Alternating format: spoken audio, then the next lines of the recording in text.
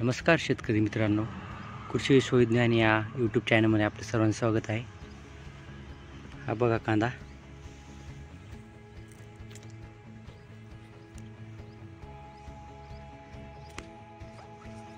याला 3 महिने झालेले आहेत आणि याच्यासाठी पण आपण जास्त खते कोणती रासायनिक खते जास्त नाही वापरलेली आहेत आणि हा घरी खाण्यापुरता थोडाफार लावलेला आहे. हा बघा, जिथे जिथे भरपूर अंतरावर आहे तो मोठा आहे आणि पात पण बघा कशी झुंबड लागली यायला. हे बघा.